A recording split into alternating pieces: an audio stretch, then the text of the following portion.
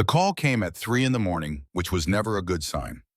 Marcus Cole had learned that lesson during his 7 years at the State Department, where midnight summons meant either someone important had died or someone important was about to. His apartment in Georgetown still smelled like the takeout he had abandoned on the coffee table, and his suit hung crooked on the bathroom door where he had thrown it after another 18-hour shift of paperwork that would never change the world. The phone kept buzzing against his nightstand, the screen glowing with a number he did not recognize, but somehow knew but he could not ignore. 20 minutes later, he sat in a black sedan, heading toward a facility that did not appear on any map he had ever studied. The driver said nothing which Marcus appreciated. Small talk at 3 in the morning felt like a violation of natural law. Outside the window, Washington slid past in streaks of streetlight and shadowed the monuments rising like pale ghosts against a sky that had not yet decided whether to commit to darkness or surrender to dawn. He thought about calling his mother, then remembered she would ask questions he could not answer, and settled for watching the Lincoln Memorial shrink in the side mirror until it disappeared entirely. The facility existed beneath a parking garage in Arlington, which struck Marcus as either deeply practical or deeply paranoid. Probably both. He descended 3 levels in an elevator that required a retinal scan and a voice confirmation, then emerged into a corridor lined with people who looked like they had not slept in weeks. A woman with silver hair and a jawline that could cut glass intercepted him before he could orient himself. Director Chen, she announced, as if her name were a warning rather than an introduction. Her handshake lasted exactly 2 seconds. Marcus had counted. Ambassador Harrison is dead. The words landed like stones dropped into still water. Marcus had met Harrison once at a holiday reception where the older man had spent 40 minutes explaining the proper way to address 17 different alien species, while Marcus nodded and pretended his champagne was not going flat. Harrison had seemed immortal in the way that career diplomats often did, preserved by protocol and self-importance. The idea that something could kill him felt almost absurd. Director Chen led him through a series of doors that required increasingly elaborate security measures, her heels clicking against floors so polished they reflected the fluorescent lights like mirrors. The official report states that Ambassador Harrison committed a diplomatic violation during his mission to Lunara. He bowed incorrectly during a formal greeting and triggered an interplanetary incident involving 3 noble families and a ceremonial animal. He was recalled and died of natural causes during the journey home. Her voice carried the flat affect of someone reading a script she did not believe.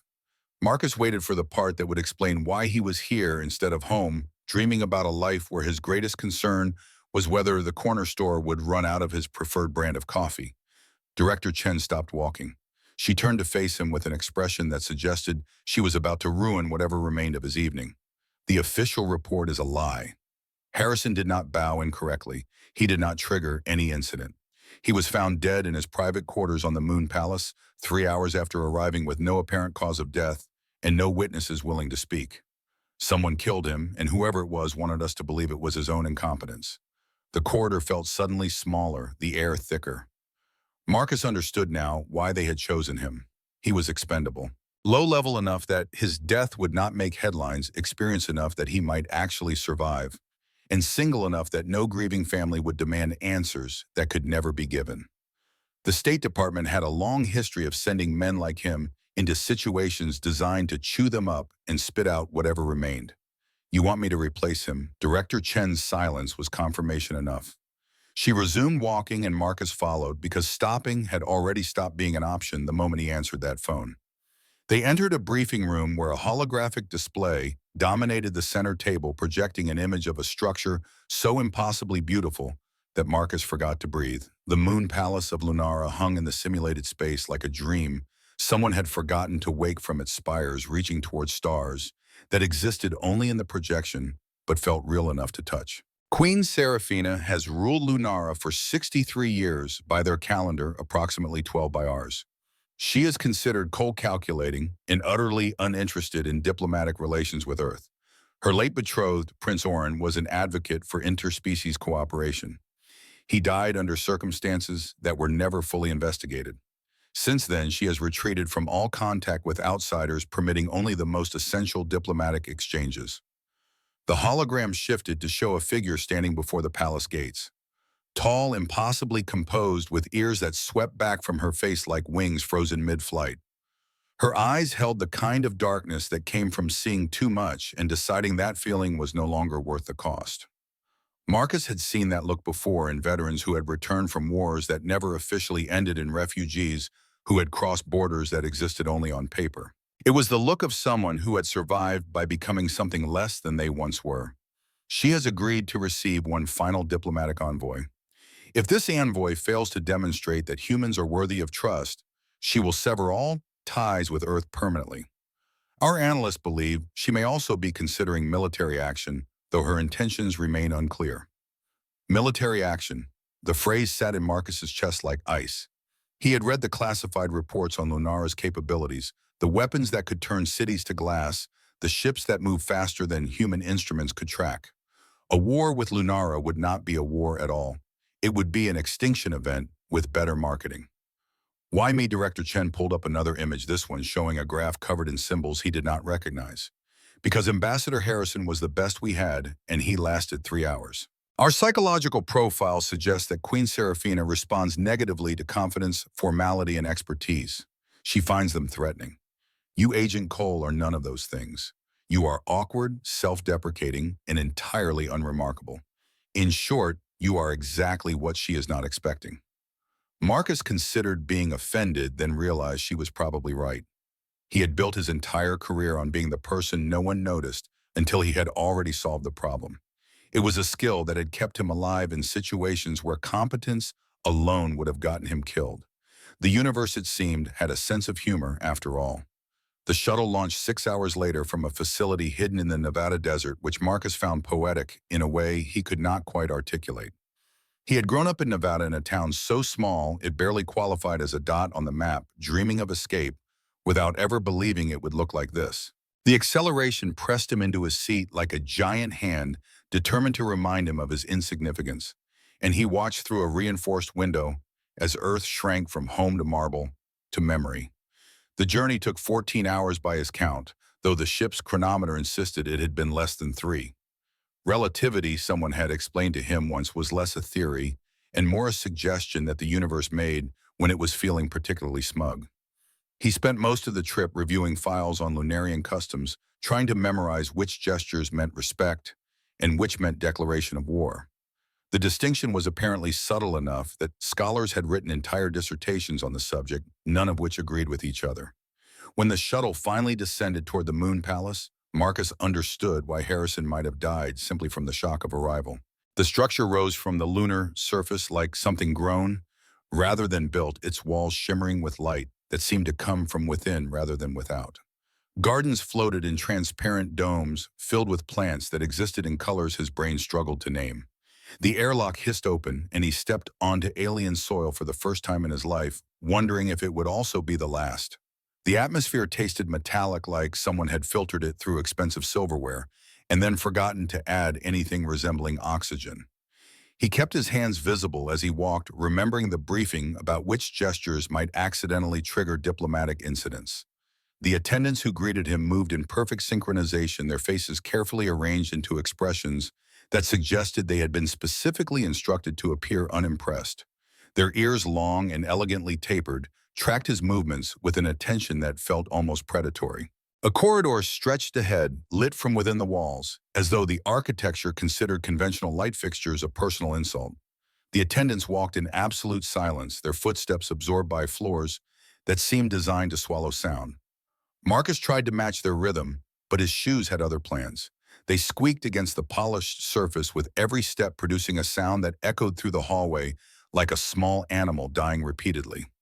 One of the attendants flicked an ear in his direction, and Marcus desperately hoped it was not the universal sign for defective specimen. The doors at the end of the corridor opened without warning, revealing a space that redefined his understanding of the word throne room. Columns rose toward a ceiling lost in shadow, their surfaces crackling with patterns that resembled frozen lightning. Platforms hovered at various heights, each bearing gifts from previous diplomatic missions that seemed to watch him with judgment etched into their alien geometries. The room was not designed for comfort. It was designed to make visitors question every decision that had ever led them to this moment. And at the far end, standing before a throne that seemed carved from crystallized starlight, waited Queen Seraphina. She was taller than the hologram had suggested, her presence filling the room in a way that had nothing to do with physical size. Her ears framed her face like sentinels, twitching slightly as though they could hear secrets he had not yet spoken. Her skin held a luminescence that reminded Marcus of moonlight filtered through winter clouds, and her eyes, when they finally settled on him, carried the weight of decades spent making decisions that determined the fates of billions. You are the human. Her voice resonated through the chamber, not loud, but somehow everywhere at once. It was not a question. It was a confirmation of something she had already decided to find disappointing.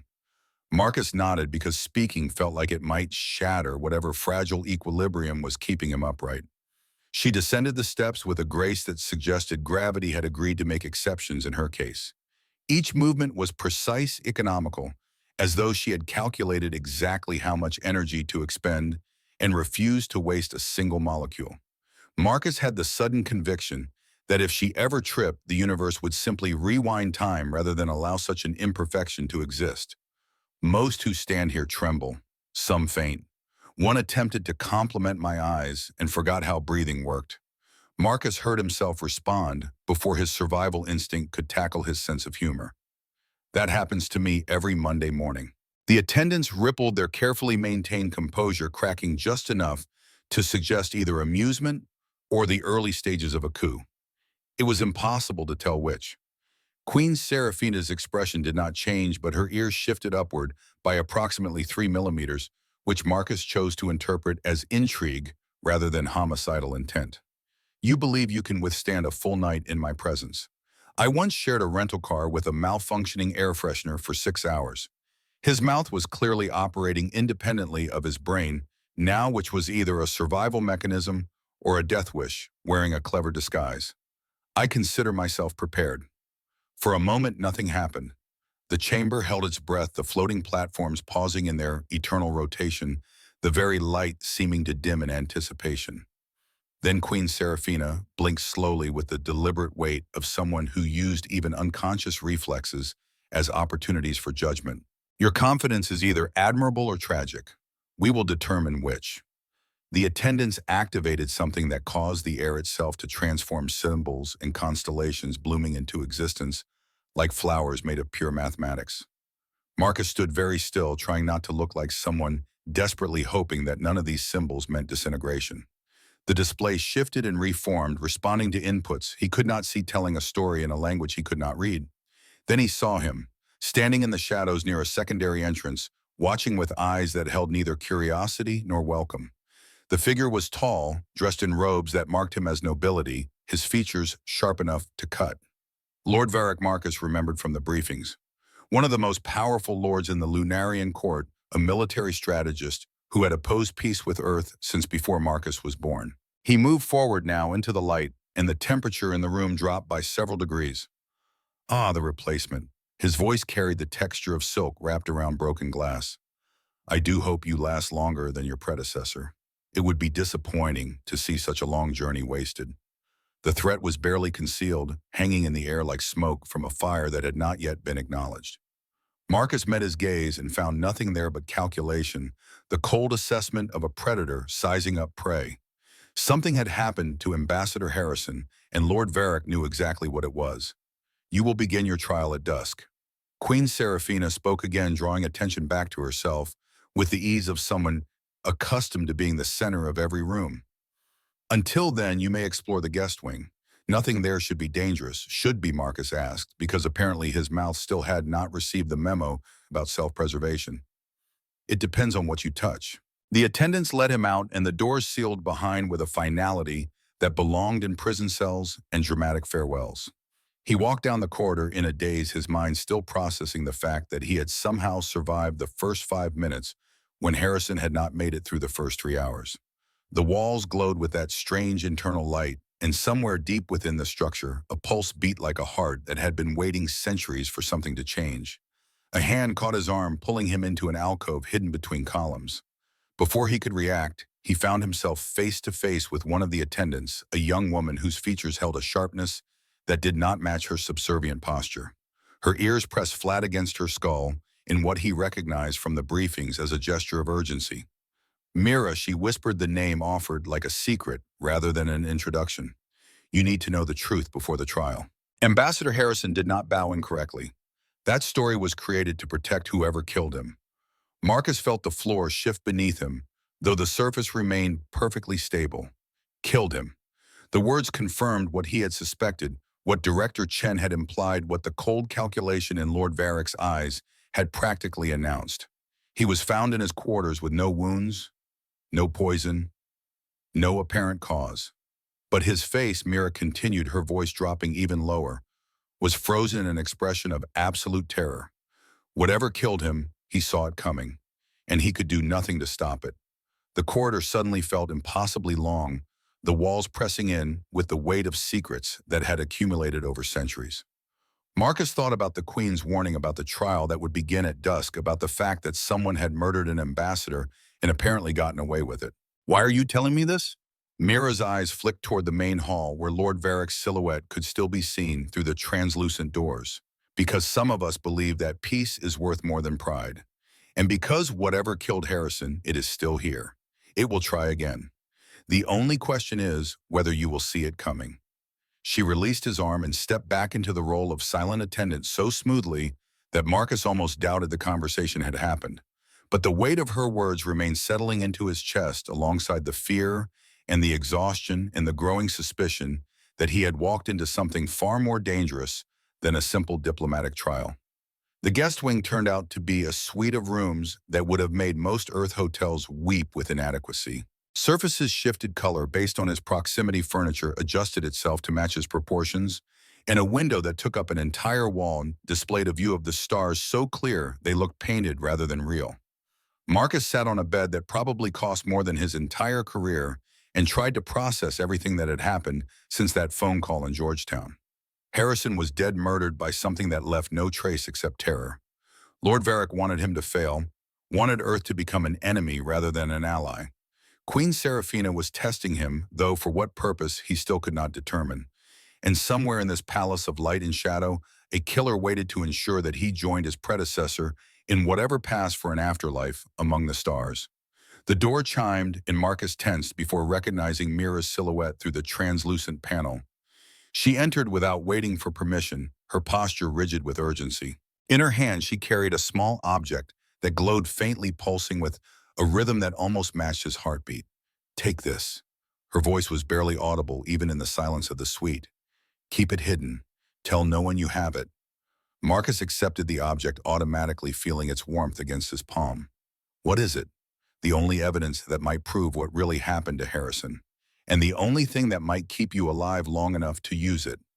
She paused at the door, looking back with an expression that mixed determination with something that might have been grief. The trial will test your endurance, your adaptability, your truth. But the real test is not what the Queen has planned.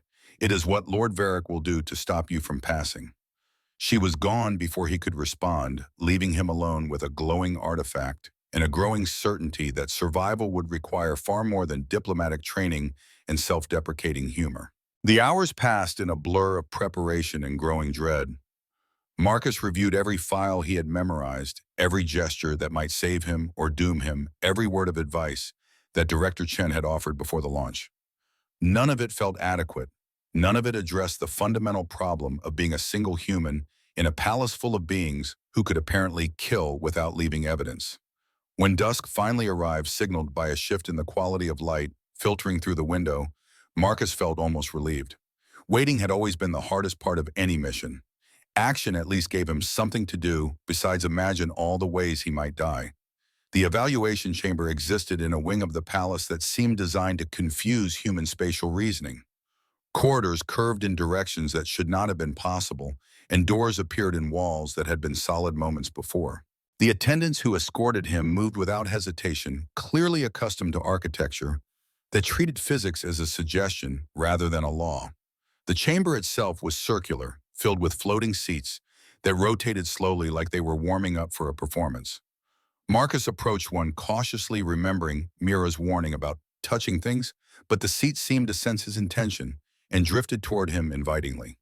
He sat down and immediately regretted it as the chair rose 3 meters into the air and refused to descend regardless of how politely he asked. You must apologize. Queen Seraphina had arrived without announcement, materializing in the center of the room, as though reality itself had been edited for dramatic effect. Her ears angled forward, tracking his position in the air, with an attention that bordered on amusement. Apologize to a chair. It believes you were disrespectful in your approach. Lunarian furniture takes such things seriously. Marcus looked down at the seat beneath him, wondering if this was some kind of elaborate joke. Then again, he had seen weirder things in his career. That time in Seoul with the ambassador's dog came to mind. I apologize for approaching without proper consideration for your significance, he said to the chair, feeling ridiculous but committed. The chair descended immediately, settling him back on the floor with a gentleness that suggested forgiveness. Interesting. Queen Seraphina circled him slowly, her robes trailing across the floor without making a sound. Most humans refuse to humble themselves before objects. They consider it beneath their dignity. My dignity gave up on me around hour 3 of that rental car ride, Marcus replied. We have an understanding now. It does not expect much, and I do not disappoint. The Queen's ears twitched upward again, that same micro-expression he had noticed in the throne room. She activated a panel that projected symbols and shifting diagrams into the air around them, filling the space with mathematics that seemed to breathe. This chamber responds to emotional output. If your thoughts become unstable, the environment will shift accordingly. It is designed to reveal truth by making deception impossible. As if responding to her words, the floor beneath Marcus rippled like water disturbed by a stone. He was not panicking, not really, but apparently his low-grade anxiety about unexpected home renovations counted as instability. The floor settled, and he caught what might have been a smile threatening the Queen's composure. You are reactive. That is a polite way of saying jumpy. We do not use the word jumpy in royal evaluation reports. It is replaced with kinetically unpredictable. The chamber continued its examination, projecting images that seemed drawn from his memories and his fears in equal measure. He saw the grocery store from his hometown, the one with the frozen food aisle that felt colder than deep space. He saw the Georgetown apartment he might never return to, the files on his desk that would never be completed, the life he had left behind without really saying goodbye. It is attempting to soothe you, Queen Seraphina observed, watching the projections with analytical interest. That grocery store is not soothing. The frozen food section gave me trust issues. The projection vanished immediately, replaced by a soft glow that felt almost apologetic. The Queen's ears flattened briefly in what Marcus was beginning to recognize as suppressed laughter. Her species, he realized, expressed emotion through those ears far more than through their faces, and hers had been fighting a losing battle against amusement since he arrived. A console materialized between them, thin and silver and humming with energy. A glowing sphere rose from its center, hovering at eye level, with a presence that felt almost conscious. This device interprets intention, not words. Speak a purpose, and it will reveal your internal truth. That sounds invasive. That is the point. Marcus approached the sphere with the same caution he had shown the chair, though he suspected apologizing would not help if this went wrong. He cleared his throat, tried to ignore how hungry he was, and spoke with as much sincerity as he could muster. I am here to build trust. The sphere brightened, pulsing with light that spread through the entire chamber. The walls seemed to exhale, the air grew warmer, and for a moment everything felt possible in a way that Marcus had not experienced since childhood. Queen Seraphina's expression shifted, the mask of cold composure, cracking just enough to reveal something like surprise beneath. Most declare ambition or fear. I am saving those for later. One of the attendants made a choking sound that might have been laughter or might have been respiratory distress. The room continued to transform around them, panels in the ceiling sliding open to reveal a sky filled with swirling lavender clouds. Stars winked into existence, then faded, then reappeared in different configurations, as though the universe itself were uncertain how to respond. Queen Seraphina looked around with an expression Marcus had not seen her wear before. It held wonder, yes, but also something softer, something that looked dangerously like hope. Her voice, when she spoke, had lost its unshakable certainty. This has never happened. In 1,000 years, no evaluation has produced this response. So that is good. It is unprecedented. She studied him then not as a queen examining a diplomat, but as a person trying to understand an equation that had suddenly produced an impossible answer. Her ears were fully forward attentive in a way that felt almost intimate. Marcus had the uncomfortable sensation of being truly seen for the first time in his life. You may leave. Phase 1 is complete. That was Phase 1. What is Phase 2? We will determine that after further analysis. Should I be worried? That depends entirely on how kinetically unpredictable you intend to be. Marcus walked toward the exit, feeling the weight of the glowing artifact Mira had given him pressing against his chest where he had hidden it. The doors opened before he reached them, less final in their closure than before, almost as though the palace itself were reconsidering its first impression. He did not see Lord Varric watching from the shadows of an upper gallery. He did not see the Lord's hands clench into fists as the unprecedented display of light faded from the chamber. He did not see the calculation in those cold eyes shift from assessment to something far more dangerous. But as he walked down the corridor toward his quarters, one thought repeated itself with growing certainty. If this was just the beginning, if Phase 1 had been nothing more than an introduction, then whatever came next would test far more than his adaptability or his truth. It would test whether he could survive in a palace where murder left no marks and killers wore the faces of allies. In his pocket, the artifact pulsed once as though agreeing with his assessment. Somewhere deep in the palace, the ancient mechanisms that had slumbered for centuries began to stir, responding to something they had been waiting 1,000 years to recognize. And in her private chambers, Queen Seraphina stood before a window that showed nothing but stars, one hand pressed against her chest, where something that might have been hope had begun against all wisdom to take root. The night had barely begun. The crystal desert stretched beyond the palace walls like a frozen ocean of shattered light. Marcus had seen deserts before, had crossed the Nevada hardpan as a child, and felt sand between his teeth during a disastrous assignment in Arizona, but nothing in his experience prepared him for terrain that crunched beneath his boots, like walking across a field of scattered diamonds. Each step produced a sound somewhere between music and destruction, fragments catching the light of two moons that hung overhead in silent judgment. One moon glowed steady and pale, a reliable presence in the alien sky.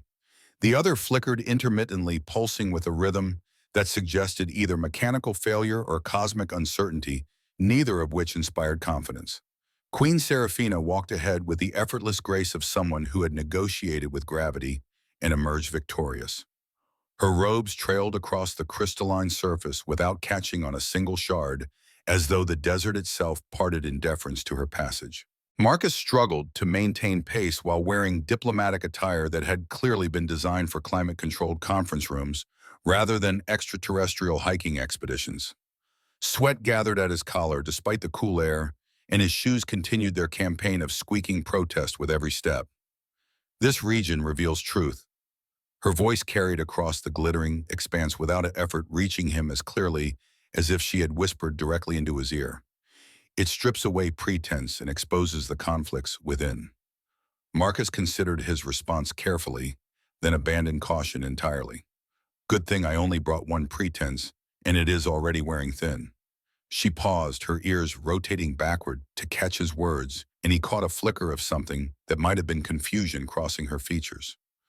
The queen was not accustomed to responses that defied categorization, he realized. Her entire existence operated within frameworks of protocol and expectation, and he kept slipping through the gaps like water through fingers. The air shimmered around them, heat rising from the crystal surface in waves that distorted the horizon. Then, without warning, pillars erupted from the ground. They rose like frozen geysers, their surfaces catching light and fracturing it into rainbows that danced across the desert floor. Marcus stumbled backward, barely avoiding a column that materialized exactly where he had been standing a moment before. The desert reacts to internal conflict.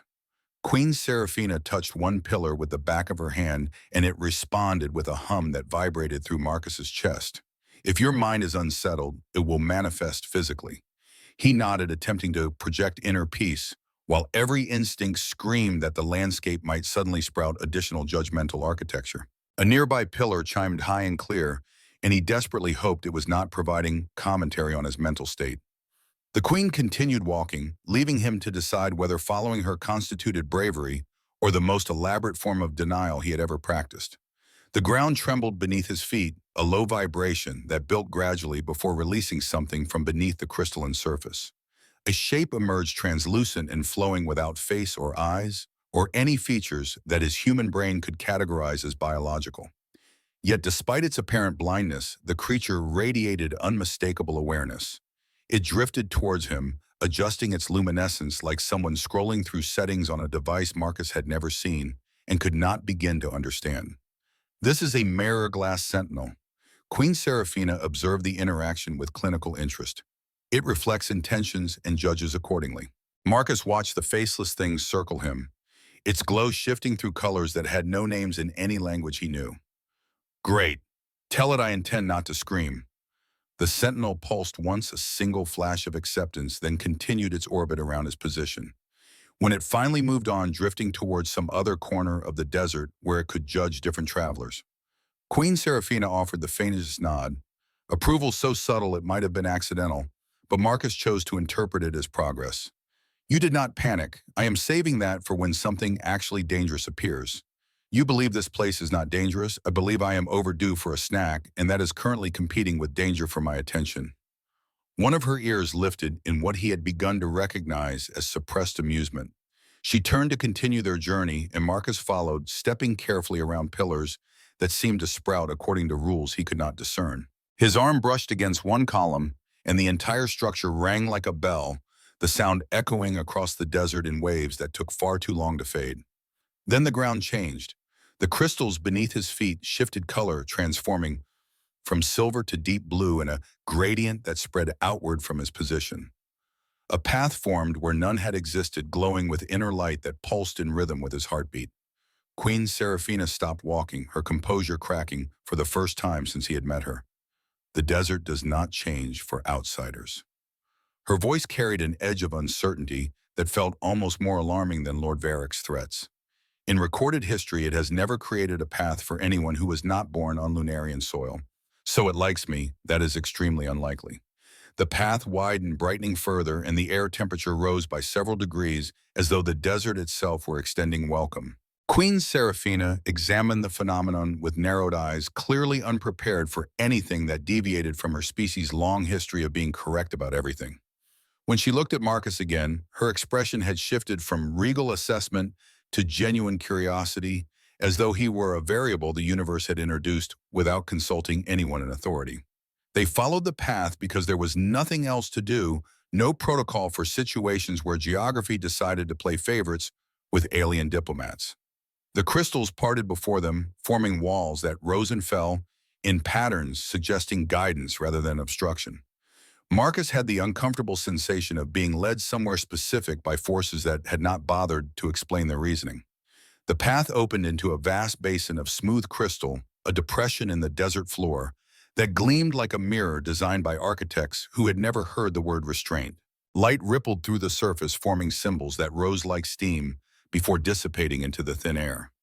Queen Seraphina stepped forward, and the symbols immediately rearranged themselves, scrambling before she could interpret their meaning. It is reacting to you. Her words came slowly, weighted with implications she did not seem ready to voice. The ancient language, the prophecy scripts. They have not appeared in over 1,000 years. Should I apologize? No. This is not anger, it is recognition. The basin brightened again, light fracturing into thousands of floating particles that swirled upward in a spiral surrounding them both. Marcus held perfectly still, uncertain whether movement would result in enlightenment or spontaneous combustion.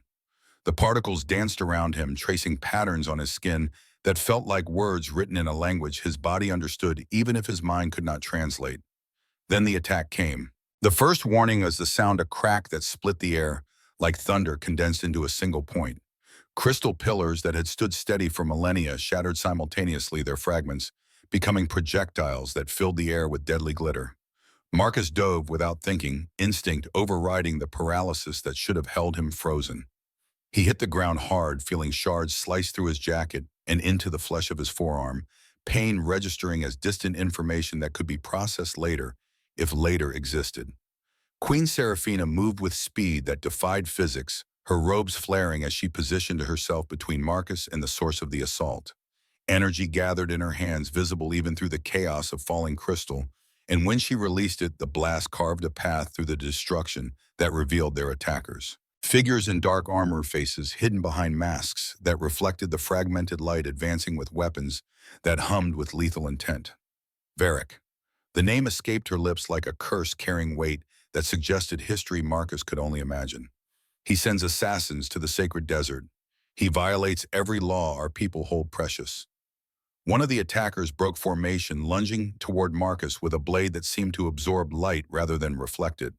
He rolled sideways, ignoring the scream of protest from his wounded arm, and came up with a shard of crystal gripped in his bloody hand. It was not a weapon, not really, but it was all he had, and he had survived worse odds with less. The attacker never reached him.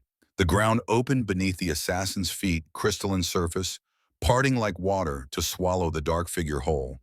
The desert floor sealed itself immediately, leaving no trace that anyone had ever stood there. Another attacker met the same fate, then another, the desert itself rising in defense of the human who had somehow earned its favor. Queen Seraphina fought with a ferocity that transformed her from cold monarch to elemental force. Energy crackled between her fingers, and each blast she released found its target with precision that spoke of training Marcus had never suspected. She moved like lightning, given form, beautiful and terrible, and he understood in that moment why her people had chosen her to rule. The remaining attackers fled, disappearing into the crystal maze with speed born of desperation. The desert let them go, perhaps satisfied with the price it had already extracted, perhaps simply patient enough to wait for another opportunity. Silence fell over the basin, broken only by the sound of settling fragments and Marcus's ragged breathing. "You are injured." Queen Seraphina knelt beside him, her earlier composure completely absent. Her hands hovered over his arm, where blood seeped through torn fabric in patterns that probably meant something unpleasant about his immediate future. The wound was deep crystal shards still embedded in flesh that had begun to throb with a pain he could no longer ignore. "I have had worse paper cuts." "You are lying." I am attempting humor to avoid acknowledging how much this hurts. She produced something from within her robes, a strip of fabric that glowed faintly with the same bioluminescence that characterized so much of Lunarian technology. Her hands trembled as she wrapped his arm, the first time he had seen anything less than perfect control from her. When her fingers brushed his skin, she flinched as though the contact had burned her. "This is the first time you have touched a human." It was not a question, but she answered anyway. "We are taught that other species carry contamination, disease, weakness that spreads through contact." She secured the bandage with movements that grew steadier as she worked. "I am beginning to understand how much of what we are taught serves purposes other than truth." Marcus watched her work, noting the way her ears swept low in concentration, the subtle shimmer of her skin in the basin's ambient light. She was afraid he realized.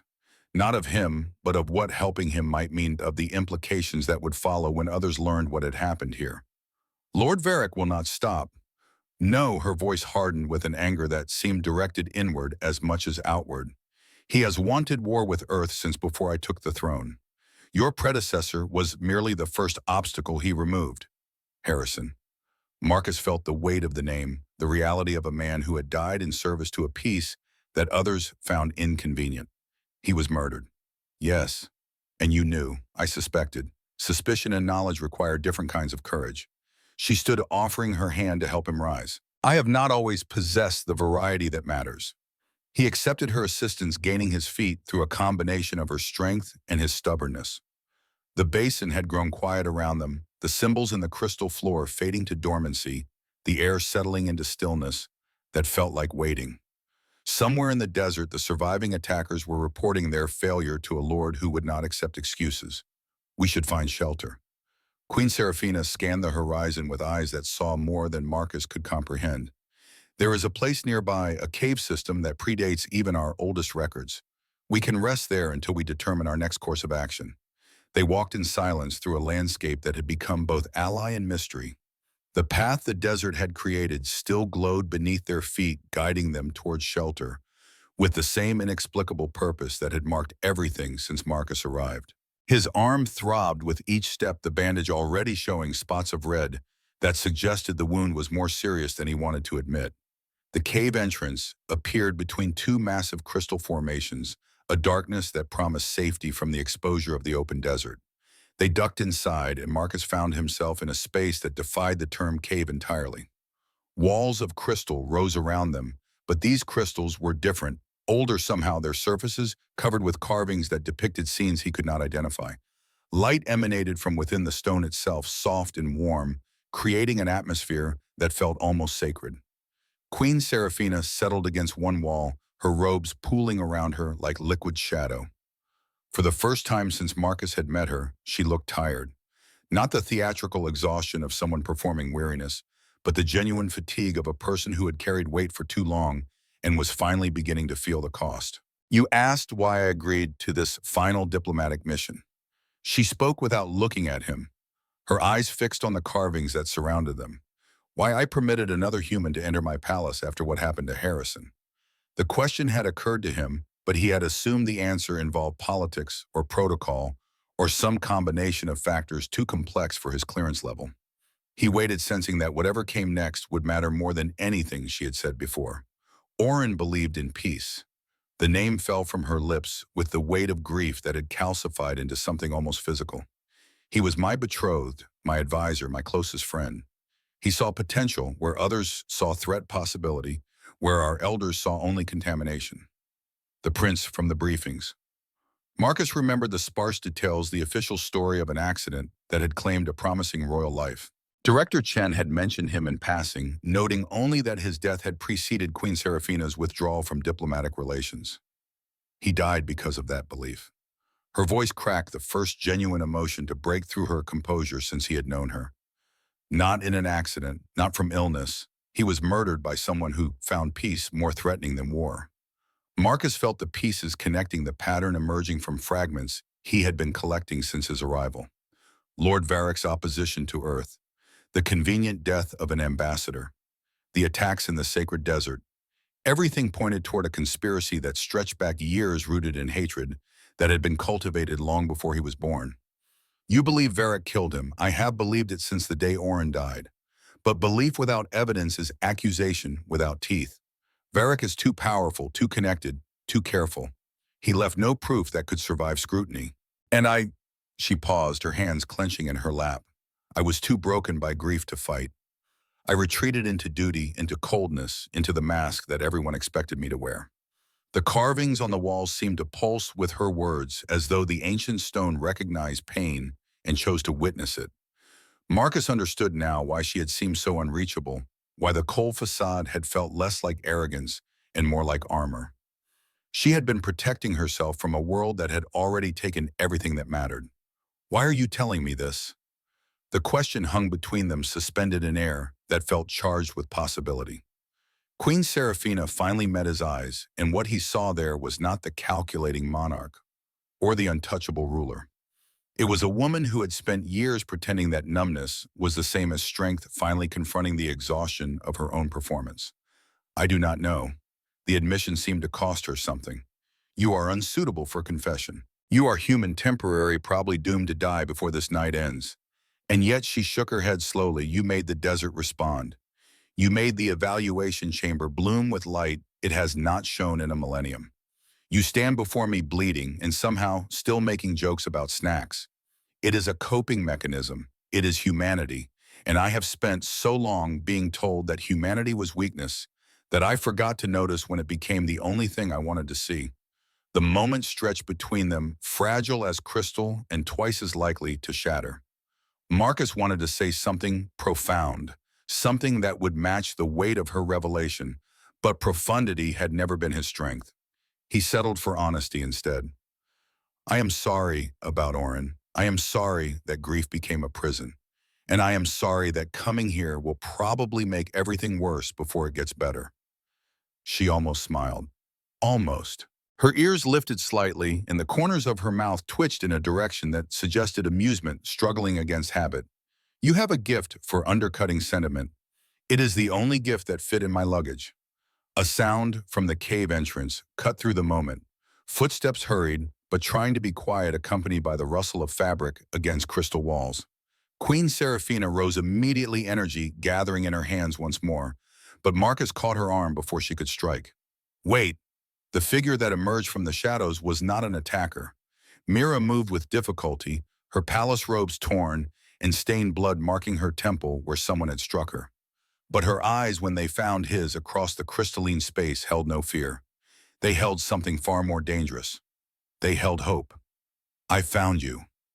Her breath came in gasps, exhaustion evident in every line of her body. I had to warn you. Varric knows about the cave. His soldiers are regrouping. They will be here within the hour. Queen Seraphina lowered her hands, but suspicion still marked her features. How did you escape the palace? How did you know where to find us? Mira straightened and something in her posture shifted. The deference that had marked her every interaction vanished, replaced by a dignity that seemed almost familiar. Because I have spent 5 years learning every secret passage, every hidden route, every forgotten corner of the palace.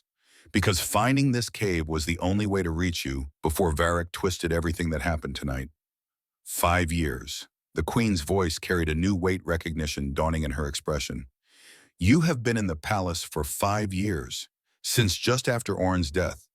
Yes, Mira's chin lifted defiance replacing exhaustion. Because I am Mira of House Orin, his sister. The records of my existence were destroyed after his murder, my identity erased by those who feared what I might know. I have spent 5 years serving in the palace, waiting for the right moment, the right person, the right chance to expose the truth. The silence that followed seemed to crystallize the air itself. Marcus watched Queen Seraphina's face cycle through emotions faster than he could identify them. Shock, doubt, pain, and finally beneath it all, a terrible, desperate hope. Orin never mentioned a sister. Orin protected me. Mira's voice softened with grief that mirrored the Queen's own. Our parents died when I was young. He raised me in secret, away from court politics, away from the dangers that eventually claimed him. When he realized what Varric was planning, he sent me away, made me promise to survive, made me promise to find justice no matter how long it took. She reached into her torn robes and produced a device larger than the artifact she had given Marcus, its surface covered with symbols that pulsed with urgent light. This is the complete archive. Everything Orin discovered about Varric's betrayal, weapons trading with the Crisari, manipulation of the Council, plans for perpetual war. He hid it in the palace systems protected by encryption only I could break. Queen Seraphina took the device with hands that trembled visibly. Her fingers traced the symbols, recognition flickering in her eyes. This is his encryption pattern, the mathematical sequence he taught me when we first met. He wanted you to be the one to open it. Mira's voice cracked. He believed in you. Even as Varric's assassins closed in, even as he recorded his final testament, he believed you would find the courage to act when the moment came. The Queen activated the device and light bloomed in the darkness of the cave. Orin's voice filled the space younger and warmer than any recording could truly capture, speaking words that had been waiting 5 years for the right audience. Seraphina, if you are hearing this, then I have failed to protect you the way I promised. But failure is not the end. It is simply the moment before trying again. I have documented everything. Varric's weapon shipments to the Crisari, his manipulation of the Council, his plans to eliminate anyone who threatens his vision of eternal conflict. Use this, share it, let our people see what has been hidden in their name. The recording continued, detailed and damning evidence accumulated over months of careful investigation. Marcus watched the Queen's face as she listened, watched grief and rage and determination chase each other across features that had been frozen for so long. Tears fell, the first she had allowed herself since Orin's death, tracking silver paths down luminescent skin. When the recording ended, silence filled the cave with weight that seemed to press against the walls. Queen Seraphina stood motionless, the device clutched in hands that no longer trembled. When she spoke, her voice had transformed cold certainty, replaced by something far more dangerous. We must return to the palace. We must present this evidence to the Council before Varric can spin his narrative any further. Mira shook her head, urgency returning to her expression. That is why I came to warn you. Varric's soldiers are not just regrouping. They are racing back to the palace ahead of you. He knows about the ambush's failure. He knows you survived. By the time you return, he will have already told the Council his version of events. The human diplomat attacked the Queen. The desert's response was dark manipulation. Every miracle will become evidence of conspiracy. Marcus felt the trap closing around them, political machinery moving with the relentless efficiency of forces that had been preparing for this moment for years. Varric did not need to kill them in the desert. He only needed to reach the palace first to control the story to transform their survival into proof of their guilt. Then we move faster. Queen Seraphina's voice carried an edge of steel that Marcus had not heard before. We take the old passages, the ones even Varric does not know. We reach the council before his lies can take root. She turned to Marcus, and in her eyes he saw something that had not been there when they first met. Trust, not the calculated assessment of a ruler evaluating an asset, but the genuine faith of someone who had found an ally in the last place she expected. "Can you run?" He looked at his wounded arm, at the bandage already soaked through with red, at the exhaustion that pulled at every muscle. Then he looked at the queen, at Mira, at two women who had lost everything and kept fighting anyway. "I can do whatever needs to be done." They emerged from the cave into a desert transformed by approaching dawn. The crystals caught the first light of the rising sun, fracturing it into colors that seemed too beautiful for a world that held such darkness. Marcus ran beside the queen, following paths that existed only in her memory, while Mira guided them through passages that had been forgotten for generations. Behind them, somewhere in the vast expanse of the sacred desert, Lord Varric's soldiers were discovering that their quarry had escaped. Ahead of them, a palace full of politicians waited to be convinced that truth still mattered. The race had begun, and everything depended on who reached the finish line first. The palace dungeons existed beneath layers of crystal and stone that had witnessed 10,000 years of Lunarian history. Marcus sat against a wall that hummed with ancient energy, his wounded arm wrapped in fresh bandages that glowed faintly in the perpetual twilight of his cell. The irony was not lost on him. He had survived assassination attempts, a sentient desert, and a desperate race through forgotten passages, only to end up imprisoned by the very people he had come to help. They had not been fast enough.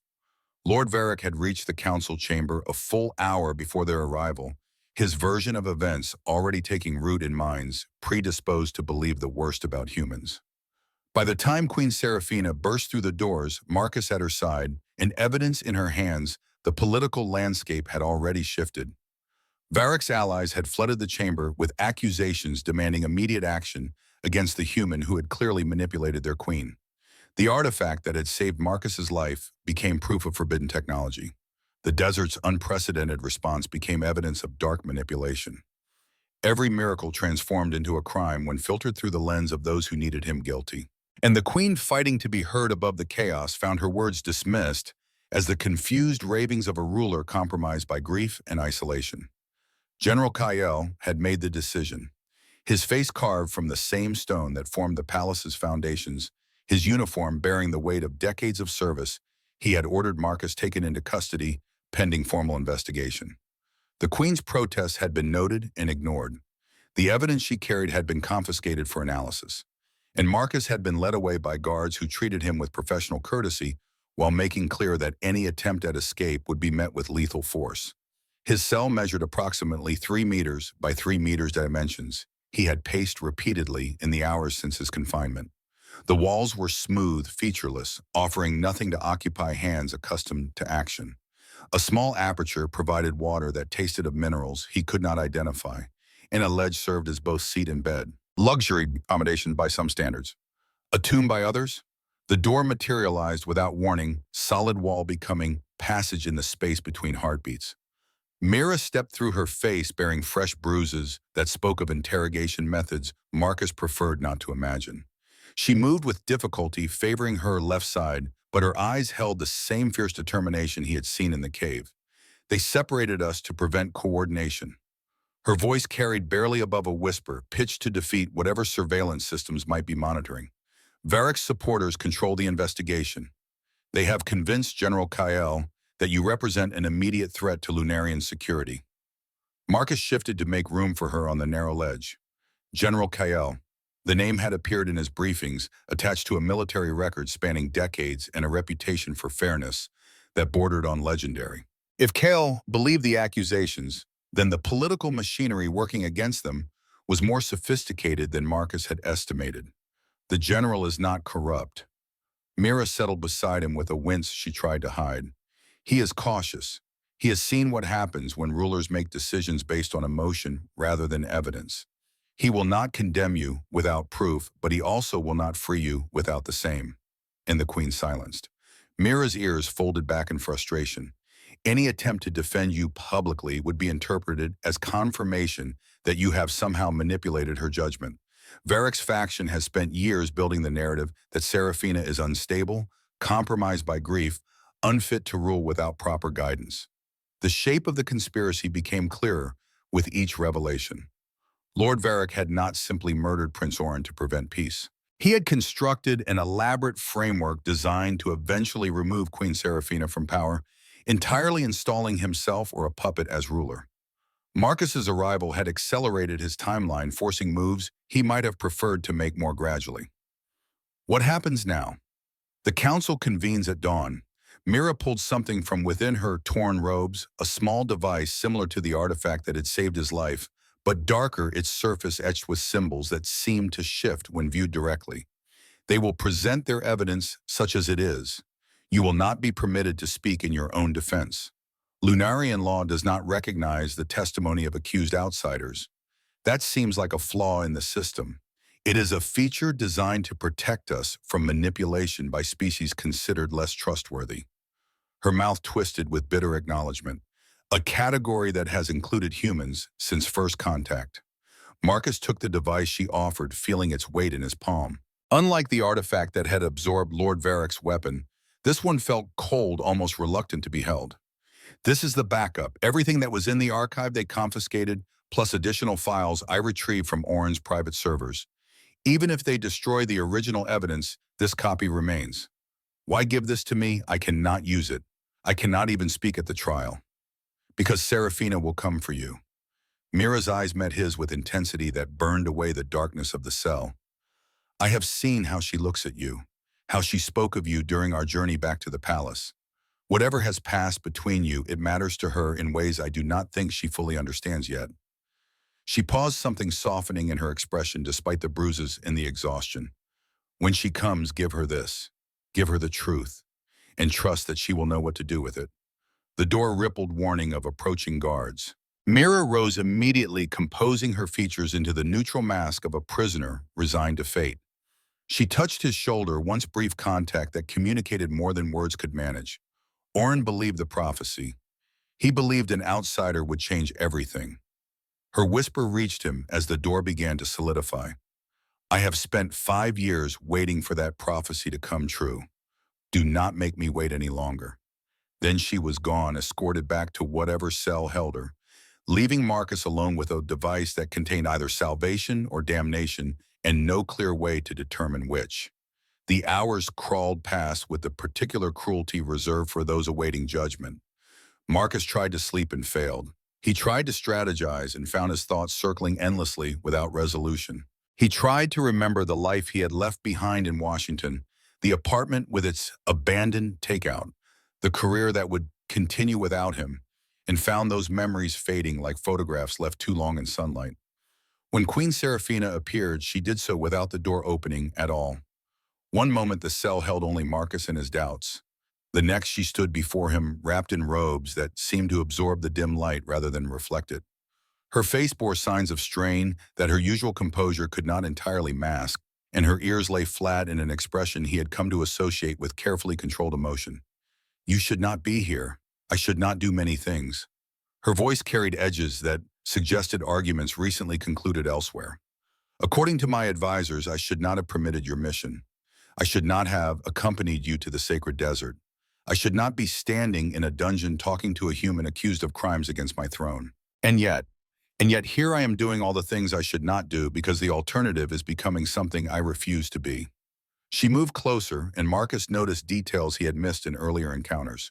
The fine lines at the corners of her eyes that spoke of years carrying burdens no one else could see. The slight tremor in her hands that betrayed exhaustion she would never admit. The way she held herself as though standing required conscious effort, as though gravity had become heavier since they had parted in the council chamber. Mira found a way to reach you. It was not a question, but he answered anyway. She gave me a backup of the archive. Everything Orin discovered, preserved in case they destroy the original evidence. Queen Seraphina accepted the device he offered her, fingers closing around it with reverence that suggested she understood its weight. She did not activate it immediately. Instead, she simply held it, staring at the shifting symbols on its surface, as though they might speak to her without technological intervention. I have spent 5 years avoiding this moment. Her confession emerged slowly, each word extracted at cost. Telling myself that survival required distance, that protecting my people meant protecting my health from anything that might make me vulnerable. I built walls so high that I forgot there were people trapped inside them. Marcus remained silent, understanding that she needed to speak more than she needed response. Orin would have hated what I became. The queen's voice cracked on her beloved's name fractures, spreading through composure that had held firm for half a decade. He believed in connection and possibility, in futures that grew from trust rather than fear. He died trying to give me evidence of Varric's betrayal, and I repaid his sacrifice by retreating into exactly the kind of isolation our enemies wanted. She activated the device, and light bloomed in the darkness of the cell. New recordings, this time files Mira had extracted from servers that Varric thought he had destroyed. Images of weapons shipments bearing Varric's personal seal, communications with Krasari agents negotiating prices for Lunarian military secrets. A paper trail of corruption that stretched back decades, damning beyond any possibility of denial. When the files finished displaying, silence filled the cell with weight that seemed to press against the walls. Queen Seraphina stood motionless, the device clutched in hands that no longer trembled. When she spoke, her voice had transformed. There is a law, ancient, unused for 3,000 years, reserved for moments when all other options have failed. It grants absolute protection to one individual, designating them as beyond prosecution, beyond judgment, beyond any authority except the throne itself. Marcus felt something shift in the atmosphere, potential energy building toward release. It can only be invoked once in a ruler's lifetime. The consequences are permanent, irreversible. Those who have used it in the past did so for lovers, for children, for heirs whose survival determined the future of dynasties. You cannot mean to use it for me. Queen Seraphina met his eyes with an intensity that stopped his breath. I have spent 5 years being what others expected. Cautious, controlled, calculating every action for maximum political advantage. She stepped closer, close enough that he could see the reflection of bioluminescent light in her unshed tears. Orin died trying to give me freedom. The least I can do is finally accept it. Dawn arrived with colors that Lunarian poets had spent centuries trying to capture in verse. The council chamber filled with nobles and military officers, advisors, and witnesses all assembled to determine the fate of one human who had somehow become the axis around which their world threatened to turn. Marcus stood in the center of the room, his wrists bound by restraints that hummed with energy designed to suppress any attempt at escape. Lord Varric occupied a position of prominence near the front, his robes immaculate, his expression radiating the confidence of someone certain that the game had already been won. General Kale presided from an elevated platform, his uniform bearing medals that told stories of battles fought and won. He had the bearing of someone who had spent a lifetime making decisions that cost lives and had learned to carry that weight without visible strain. When he spoke, his voice commanded attention without requiring volume. We are gathered to judge accusations of conspiracy, manipulation, and attempted assassination brought against the human diplomatic envoy designated Marcus Cole. The evidence will be presented. The council will deliberate. Justice will be served.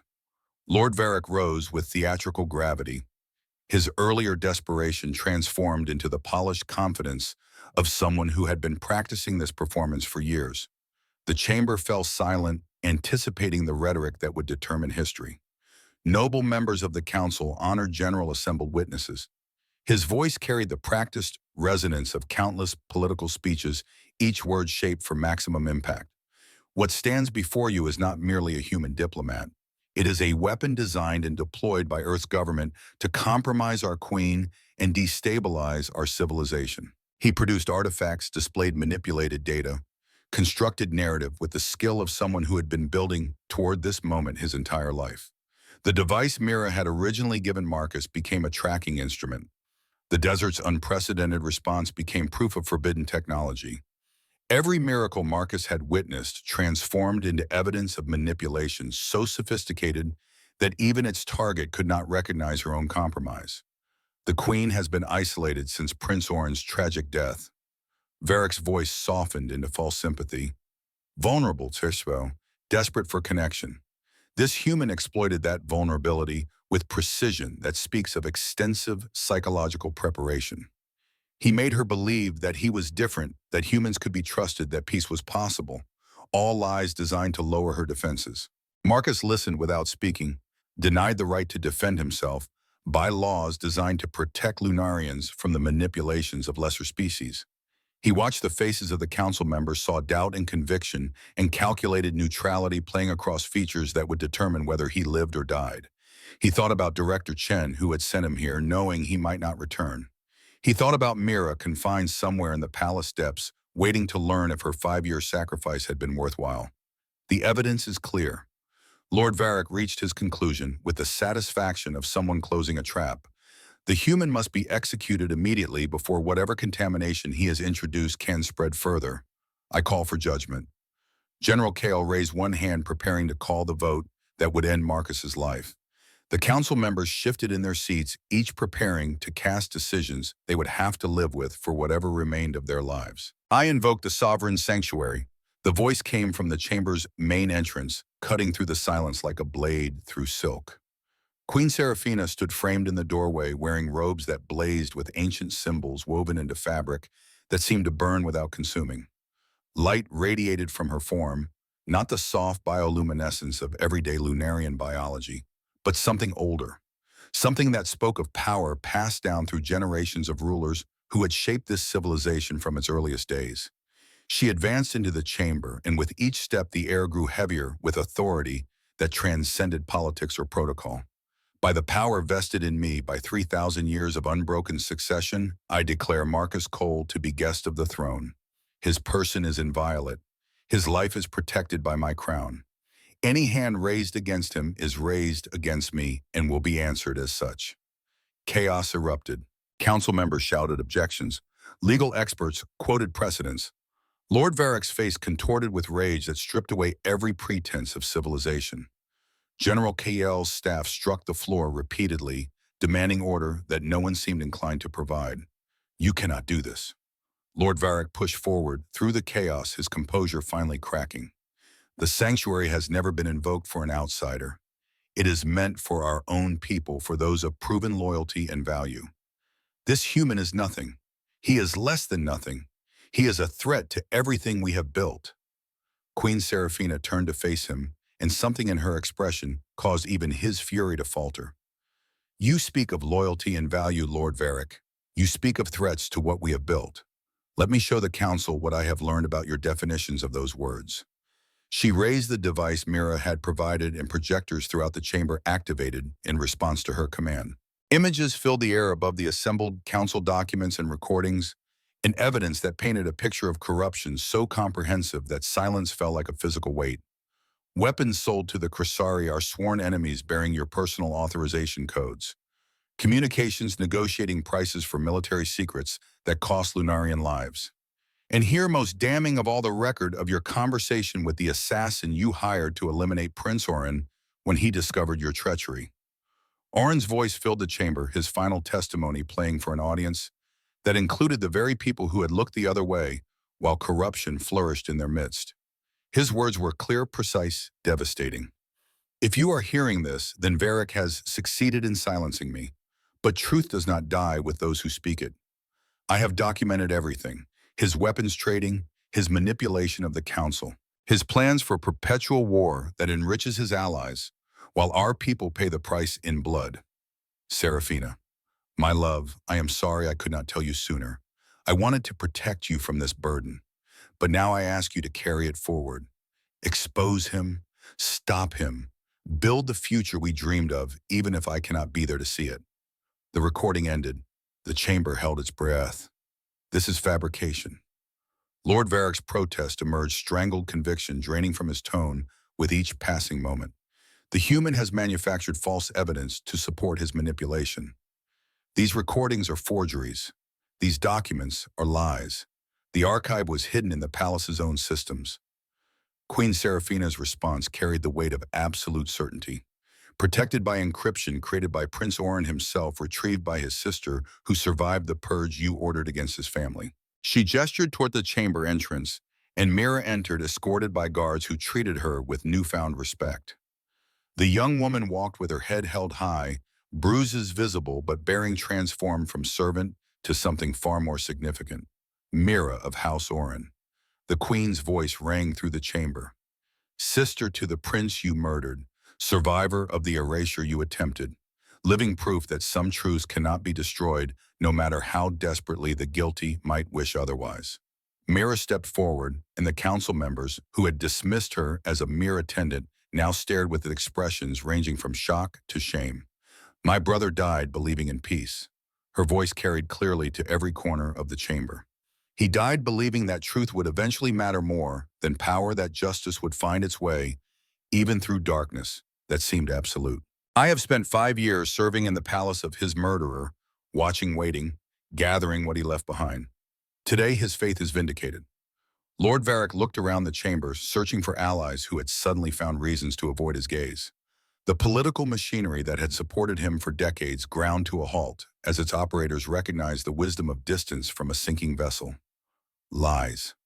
His voice had lost its polish, desperation bleeding through every syllable. All lies and manipulation. This human has corrupted everything he has touched. The queen, the evidence, even this girl who claims to be Orin's blood. Nothing here can be trusted. General Kale rose from his position on the elevated platform, his face unreadable, but his movements carrying the deliberate weight of decision. He descended the steps slowly, his boots marking time against stone that had witnessed countless judgments throughout Lunarian history. Lord Varric. The general's voice cut through the chamber's chaos with quiet authority. I have served this throne for 40 years. I have watched rulers rise and fall, have seen truth twisted and justice delayed. I have made errors in that service, trusted voices I should have questioned, remained silent when I should have spoken. He stopped directly before Varric, close enough that the Lord had to look up to meet his eyes. But I have never ignored evidence this clear. I have never permitted politics to blind me to treason this complete.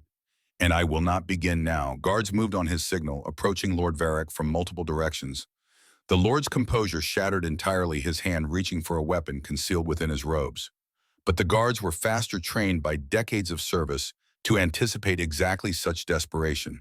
They seized him before he could act, restraining arms that had ordered the deaths of princes and ambassadors and countless others whose names would never be known. You cannot do this. Varric's voice rose to a scream as they dragged him toward the chamber's exit. I built this empire. I protected it from contamination. Everything I did was for Lunara. Everything. General Kyle watched him go, then turned to face Queen Seraphina with an expression that mixed respect with something that might have been apology. Justice arrives late, but it still arrives. Your Majesty, I offer my resignation for my failure to see what should have been obvious. The Queen shook her head slowly. I do not want your resignation, General. I want your service. We have much to rebuild, and I will need advisors who understand the value of caution even when it is misapplied. She crossed the chamber to where Marcus still stood, restraints humming against his wrists. With a gesture, she deactivated them, the bonds falling away like chains that had never belonged there in the first place. And I will need allies who understand that sometimes the greatest strength lies in being underestimated. Marcus rubbed his wrists, feeling circulation return to hands that had begun to grow numb. The council chamber watched in silence as their queen stood before a human diplomat who had somehow become central to everything that would come next. I believe he said carefully, this means I passed all the phases. Queen Seraphina made a sound that might have been laughter, might have been relief, might have been something she did not yet have words for. The chamber's ancient walls had witnessed many things, but the sound of their queen laughing was rare enough to qualify as historic. Mira approached them, her bearing transformed from servant to heir. The council members parted to let her pass, recognizing in her posture the lineage they had been told no longer existed. House Orin lives. Queen Seraphina's voice carried formal weight that the entire chamber could hear. Let the records be restored. Let the name be honored. Let the sister of my beloved take her rightful place among the nobility of Lunara. Mira bowed, and when she rose, tears tracked down her face without shame. My brother would have been grateful. He believed in you even when believing was difficult. He would have been proud to see what you have become. I am not certain what I have become. The Queen's voice softened vulnerability, showing through the cracks in her royal bearing. But I am beginning to think it might be something worth being. The garden existed in a wing of the palace Marcus had not seen before, hidden behind walls that parted only for those the Queen deemed worthy of entry. Bioluminescent trees reached toward a ceiling that displayed stars so realistic, he could almost believe the roof had simply ceased to exist. Pools of water so clear they seemed to have no surface at all reflected light in patterns that changed with each passing moment. The air tasted of flowers that had no names in any human language, sweet and strange, and impossibly alive. 2 days had passed since Lord Varric's arrest. 2 days of political restructuring, diplomatic communications, and the beginning of changes that would reshape relations between Earth and Lunara for generations. Marcus had spent most of that time in meetings explaining and re-explaining his experience to officials who seemed unable to believe that a human could have done what he did without ulterior motive. Now finally he had been summoned to the garden, and Queen Seraphina waited for him beneath trees that glowed like captured starlight. She looked different than she had in the council chamber. Her robes were simpler, less formal, more suited to the woman than the crown. Her ears moved freely with the garden's gentle breezes no longer held rigid by the demands of royal composure. When she turned to greet him, her face held expressions he had not seen before. This was Oren's favorite place.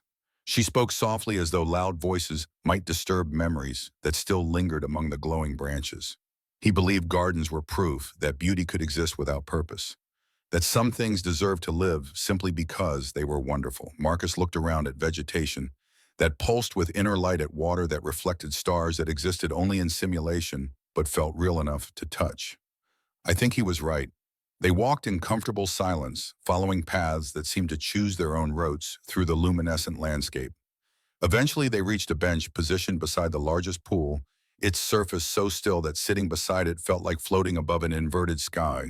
The council has voted to establish formal relations with Earth. Queen Seraphina settled onto the bench with less grace than usual, exhaustion finally claiming its due. Trade agreements, cultural exchange, all the diplomatic machinery that makes politicians feel useful. Your director Chen has already sent 3 messages expressing satisfaction with the outcome. Marcus thought about Director Chen, about the woman who had sent him here expecting nothing but hope for everything. She tends to send messages when she is pleased. I suspect I will return to find my desk buried in commendations that mean nothing and a promotion I did not ask for. Would that be unwelcome? He considered the question seriously. A week ago, I would have said no. A week ago, I wanted nothing more than to return to my apartment and pretend that none of this had happened. And now I am not certain that apartment is where I belong anymore. Queen Seraphina turned to face him, and in her eyes he saw the same uncertainty that had plagued him since she had first appeared in his cell. 2 people who had stumbled into something neither had expected, both trying to determine what it meant. Mira has been officially restored to House Oren. The Queen's voice shifted to safer territory, though her eyes remained fixed on his. She will serve as liaison between the palace and the new human embassy we are establishing. I believe she requested the position specifically so she could ensure you do not cause any additional diplomatic incidents. I only caused 1 incident, and it resulted in peace between our species. That seems like a reasonable success rate. You also made my furniture apologize to you, caused an ancient desert to rewrite its behavioral protocols, and somehow convinced half my council that humans might actually be trustworthy. Her ears lifted in that familiar expression of amusement. These are not small disruptions. I prefer to think of them as improvements. The Queen laughed, genuine and unguarded, a sound that seemed to startle even her. She covered her mouth as though trying to recapture it, then gave up and let the laughter continue until it faded naturally into the garden's ambient sounds. I have spent 5 years forgetting how to do that. Her voice carried wonder and grief in equal measure. Forgetting that laughter existed, that joy was permitted, that being alive meant more than simply surviving. Marcus thought about his own years of careful numbness, of treating life as a series of tasks to be completed, rather than experiences to be felt. The rental car with its malfunctioning air freshener, the takeout abandoned on his coffee table, the sense that something essential had gone missing without his noticing when it left. We seem to have that in common. Queen Seraphina stood extending her hand in a gesture that seemed formal until he recognized it as something else entirely. She was asking, not commanding, inviting, not requiring. The difference mattered more than he could articulate. He accepted her hand, rising to stand before her in a garden that had witnessed countless moments between countless people, but never quite this one. She moved closer, close enough that he could see the faint pattern of bioluminescence beneath her skin, the way her ears tracked sounds. He could not hear the vulnerable hope in eyes that had learned too well how to hide. I warned you that you would not survive one night with me. Marcus looked at the garden around them, at the trees that glowed like captured stars, at the pools that reflected possibilities neither of them had imagined when he stepped off that shuttle a lifetime ago. Technically, it has been closer to 4 nights at this point. I think that means I exceeded expectations. Queen Seraphina smiled, and the expression transformed her entire face, revealing the person who had existed beneath the mask all along. Perhaps I should set more challenging parameters next time. Next time, the words hung between them, weighted with implications neither was quite ready to examine directly. The garden hummed around them, ancient trees bearing witness to a moment that would reshape everything that came after. I am told, Queen Seraphina said carefully, that diplomatic relations require ongoing maintenance, regular consultations between representatives, extended visits to ensure proper understanding develops. That does sound like something politicians would require. Indeed, her hand found his fingers intertwining in a gesture that felt less like politics and more like promise. I expect you will need to return, frequently, for diplomatic purposes.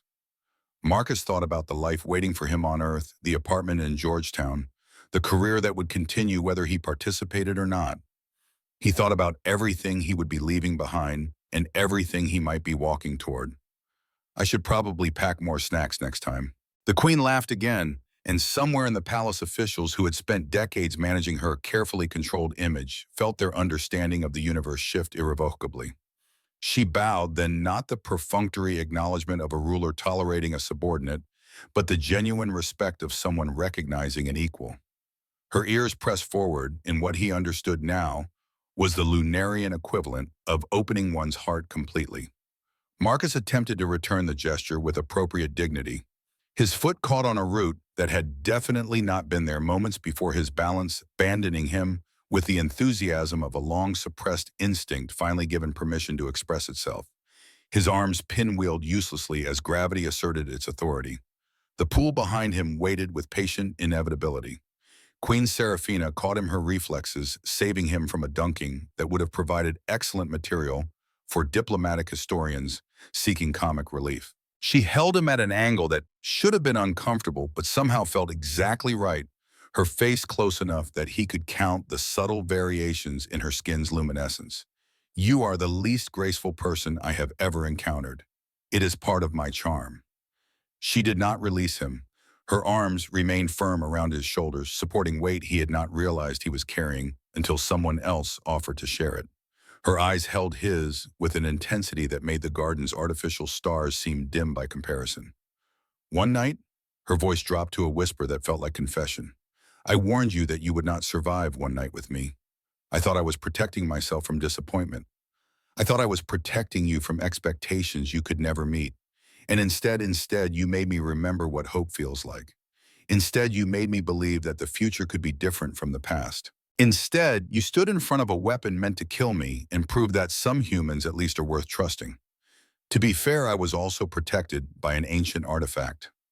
I cannot take full credit for the heroism. Queen Seraphina made a sound that mixed exasperation with affection in proportions Marcus found deeply encouraging. You are impossible.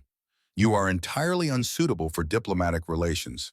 You have no sense of timing, no appreciation for protocol, and an apparent death wish that manifests as inappropriate humor. These are all accurate observations. And yet, she finally steadied him, but did not release him, maintaining contact that neither of them seemed inclined to end. And yet, I find myself unwilling to imagine a future that does not include your presence in it. The words settled between them like dawn light filling a room that had been dark too long. Marcus looked at the woman holding him, at the Queen who had become something far more human than either of them had expected, and found that all his carefully prepared diplomatic phrases had abandoned him entirely. I am not certain what comes next, he admitted.